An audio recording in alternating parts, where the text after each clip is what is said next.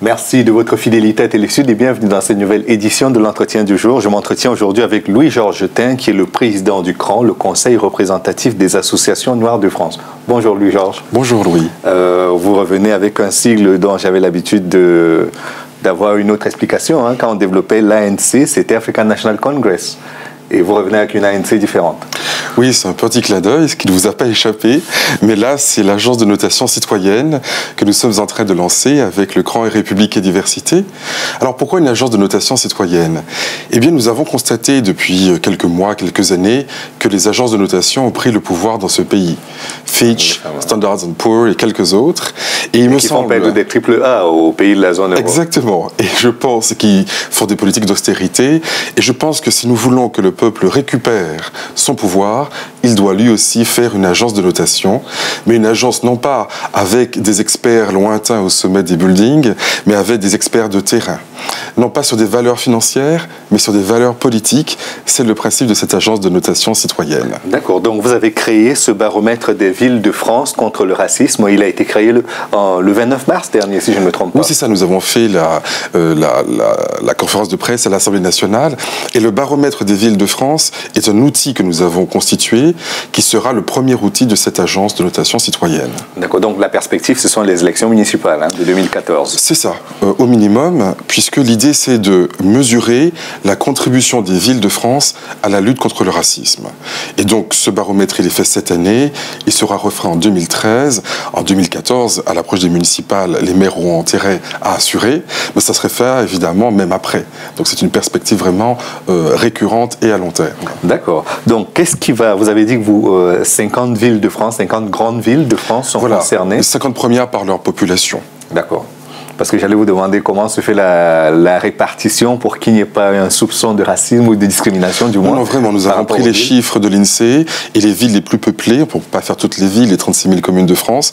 Donc nous nous sommes focalisés sur les 50 premières par leur population. D'accord. Et donc, comment va se présenter ce baromètre-là? Qui peut participer? Qui peut noter? Et comment est-ce qu'on retrouve les résultats après les évaluations? Nous avons élaboré un questionnaire qui comprend deux parties.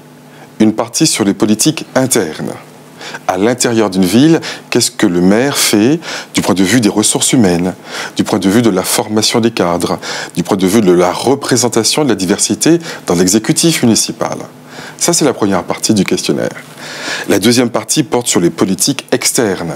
Qu'est-ce que le maire fait en matière d'éducation, de culture, d'emploi, d'économie, etc. Et cela constitue le deuxième volet. Sur 70 points, le premier volet sur 30 points. Chaque fois, il y a un barème qui est prévu, qui est ouvert, qui est public. Et du coup, ce questionnaire, il est envoyé d'une part aux élus municipaux, d'autre part aux associations locales. Et comment on s'assure que parce que vous avez entendu, quand vous parlez d'agences de notation tout à l'heure, leurs notes ont été très contestées par les pays notés. Comment vous ferez pour ne pas être contesté par les mairies que vous allez noter? Alors, le barème, il est vrai, est le même pour tout le monde. Et il y a peut-être des gens qui pourraient être mécontents d'être mal classés. Mais je leur dirais, vous savez, moi je suis professeur, j'ai remarqué que les élèves qui ont de mauvaises notes critiquent toujours le barème. C'est le problème des cancres. Donc, il y a toujours des derniers, ça c'est comme ça, c'est la règle du jeu, mais le barème, il est le même pour tout le monde, il est fait en amont. Après, les gens n'ont qu'à travailler pour être à la hauteur des valeurs républicaines. Mais si vous y venez et qu'il n'y a pas de contrepoids pour qu'il y ait une espèce d'équilibre dans la notation. L'équilibre, justement, il tient dans le dispositif, puisque d'une part, on rencontre les élus, et les élus nous disent, ben moi, j'ai tout fait bien, en matière de culture, je suis très bon, en matière d'emploi, je suis excellent, je dis, ben bravo. Et puis l'après-midi, on voit les associations locales, qui, elles, peut-être, ont un autre son de cloche, qui peuvent nous dire, là, on n'est pas tout à fait d'accord, il y a des choses qui ne vont pas, bon. Eh bien, cette confrontation des points de vue des uns et des autres nous permet d'arriver à je pense, à une opinion un peu équilibrée sur ce que la ville fait ou ne fait pas dans ce domaine de la lutte contre le racisme. Alors ça veut dire que dans chacune des villes, eh bien on y va, on entend tout le monde, on fait un rapport d'étape et à la fin de l'année 2012, nous aurons visité les 50 villes, nous aurons attribué les 50 notes et nous pourrons par conséquent parvenir au classement final. D'accord. Là vous commencez demain C'est ça, demain nous sommes à Bordeaux, le 5 à Toulouse, le 6 à Villeurbanne. C'est véritablement un tour de France que nous sommes en train de mettre en place. Paris sera évalué à quel moment? Alors la date n'est pas fixée, mais probablement avant l'été. Mais toutes les villes seront évaluées au fur et à mesure. D'accord. Et comment vous vous assurez aussi que pour les personnes qui se prononcent, elles représentent un échantillon représentatif de la population de la ville pour ne pas... Alors, nous le faisons de manière très large, c'est-à-dire que nous disons aux associations locales, toutes sont invitées. Et même les citoyens. Quelqu'un n'est pas forcément dans une association, mais a peut-être des choses intéressantes à dire. Donc on dit, vous êtes vraiment libre de participer à ce dispositif. Plus il est large, plus il est représentatif. Donc nous sommes aidés en cela par d'autres médias, Respect Mag par exemple, qui nous accompagne pour faire un appel à la population, et puis d'autres médias également. Vous-même, de ce fait, vous êtes en train d'y participer. Les gens savent que du coup, ils peuvent revenir vers nous, et s'ils ont quelque chose à dire qui ne va pas dans leur ville, eh bien c'est le moment. J'ai vu que vous êtes soutenu notamment par Claude Issière et par Dominique Baudis, tout à fait. Ainsi que par le rappeur Rost, je crois. Exactement, donc Dominique Baudis, le défenseur des droits, Rost qui est le président aussi de Banlieue Active, Claude Issiard, le délégué à l'égalité des chances de l'Outre-mer. Donc il y a pas mal de gens qui nous soutiennent. Et puis nous disons aux villes qu'elles doivent participer à cela pour une raison simple, c'est que si elles ne veulent pas participer à l'évaluation, eh bien l'évaluation se fera sans elles, et peut-être même contre elles. Parce que vous connaissez les associations, comme elles sont turbulentes et protestataires. Donc les associations locales risquent de donner une image un peu négative de la ville. Si la ville ne veut pas défendre son bilan, libre à elle, mais qu'on ne vienne pas se plaindre après si la note est mauvaise. Quand je dis ça, tout le monde participe. D'accord, ok. Et sur ces critères-là, vous savez, généralement, les notes, vous en avez déjà faites sur la présidentielle. Cette fois, vous prenez une échéance beaucoup plus étendue. Tout à fait. Mais pourquoi vous changez de perspective? Au contraire, nous renforçons les choses. L'idée est de mesurer tous les domaines de l'action politique, économique, sociale. Donc on l'avait déjà fait effectivement à mi-parcours pour Nicolas Sarkozy, pour le gouvernement. Les notes étaient mauvaises. Hein. Les notes étaient mauvaises, hein, absolument. On va le refaire lorsque le nouveau gouvernement, quel qu'il soit, sera mis en place à nouveau. Mais on se dit, il n'y a pas que le gouvernement qui fait de la politique. Il y a les villes, donc il faut faire les villes. Il y a aussi les départements, les régions. Tout cela sera fait méthodiquement, de manière récurrente, année après année. Et aussi, donc, le gouvernement, dès qu'il sera mis en place, sera évalué. D'accord.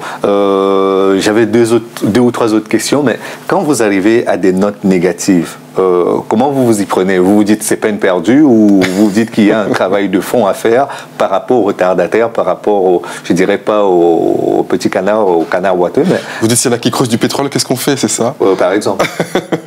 Alors, normalement, les gens ne devraient pas avoir de notes négatives. Dans le pire des cas, ils ont 0. Mais ça peut arriver, effectivement, parce que on leur demande s'ils font des choses dans tel domaine, respect de la loi SRU, par exemple, sur le logement. Est-ce que le maire participe à la semaine anticoloniale, par exemple, ou aux cérémonies pour la mémoire de l'esclavage, etc. Donc, il y a des questions très précises. Oui, non.